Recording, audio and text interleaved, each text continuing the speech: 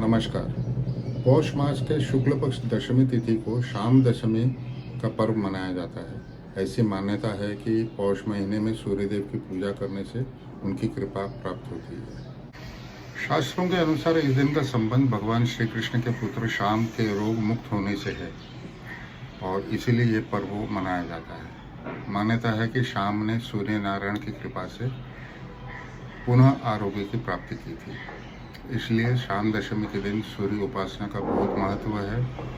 शाम दशमी के दिन महिलाएं, विशेषकर माताएं, अपने बच्चों के कल्याण, प्रसन्नता और उनके अच्छे स्वास्थ्य के लिए सूर्यदेव की पूजा करती हैं। ये पर्व विशेषकर उड़ीसा और उसके पड़ोस के राज्यों के सीमावर्ती क्षेत्रों में मनाया जाता है। पौराणिक कथाओं के अनुसार एक बार देव ऋषि नारद श्री कृष्ण से मिलने द्वारका नगरी पहुंचे।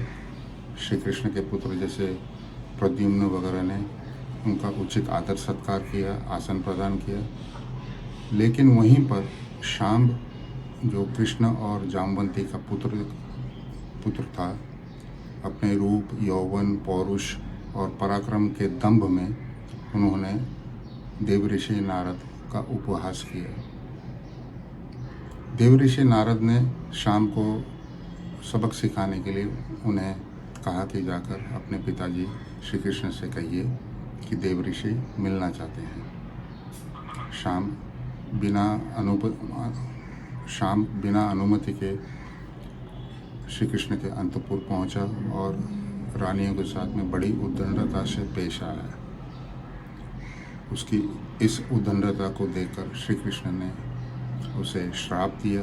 कहा कि अपने रूप यौवन के मद में तुम अपनी माताओं का आदर करना भी भूल गए। जाओ, मैं तुम्हें श्राप देता हूँ, तुम्हारे शरीर में कोढ़ हो जाए। तब जामवंती के अनुरोध पर, बहुत समझाने पर श्री कृष्ण ने कहा कि अगर शाम कोणार्क जाकर चंद्रभागा और समुद्र के संगम में 12 साल तक कठोर तपस्या करेगा और सूर्यदेव को प्रसन्न करेगा, तभी उसका ये कोढ़ ठीक होगा। श्री कृष्ण के श्राप के कारण शाम को अत्यधिक शारीरिक कष्ट हुआ। उसके पूरे बदन में कोढ़ हो गया, यहाँ तक कि वो चलने फिरने में भी असमर्थ हो गया। लेकिन श्री कृष्ण के बताए हुए मार्ग पर चलते हुए वो किसी तरह कोणार्क पहुँचा। चंद्रभागा नदी और समुद्र के जो संगम के तट पर उसने अपना आश्रम बनाया और वहीं पर सूर्य की उपासना करने लगा। प्रतिदिन सुबह उठकर वो अर्घ्य प्रदान करता था। एक तांबे के लोटे में जल, लाल चंदन, लाल फूल, कुशा डालकर प्रसन्न मन से सूर्य की ओर मुख करते हुए उस जल को धीरे धीरे प्रवाहित करता था। सूर्य का जो अर्घ्य मंत्र है वो कुछ इस प्रकार का है। यही सूर्य सहस्त्रांशे तेज राशो जगतपते ग्रहण अर्घ्य मया दत्तम भक्त्या माम अनुकंपय, जिसका अर्थ है असंख्य किरणों से सुशोभित तेज राशि हे सूर्यदेव, भक्तिपूर्वक मेरा दिया हुआ अर्घ स्वीकार करें और मुझ पर अपनी कृपा की वर्षा करें।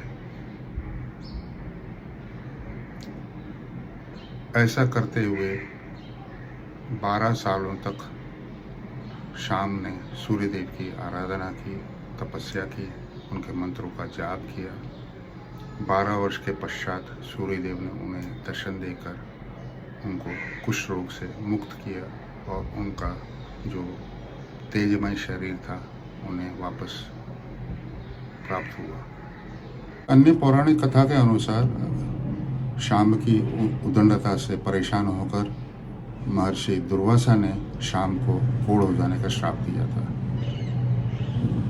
और बाद में क्षमा प्रार्थना के बाद जब शाम ने इस श्राप से मुक्त होने का मार्ग पूछा, तब देव ऋषि ने कहा कि उसे कोणार्क जाकर 12 सालों तक सूर्य की पूजा अर्चना करनी होगी, जिससे उसका कुष्ठ रोग ठीक होगा। आज के दिन माताएं अपने संतानों के लिए, अपने बच्चों के लिए, उनकी आरोग्यता, आयु और ऐश्वर्य के लिए सूर्यदेव की आराधना करते हैं और त्रिकाल संध्या के समय सूर्य देव को विभिन्न प्रकार के फल, फूल, मिष्ठान और खाद्य पदार्थों से उन्हें संतुष्ट करने का प्रयास करती हैं, ताकि उनकी संतानें और उनकी आगे की पीढ़ी हर प्रकार के कष्ट, शारीरिक कष्ट से मुक्त रहें और उत्तरोत्तर उन्नति करें। तो ये थी शाम दशमी की कथा। उम्मीद है, आशा करता हूँ आपको पसंद आएगा। नमस्कार।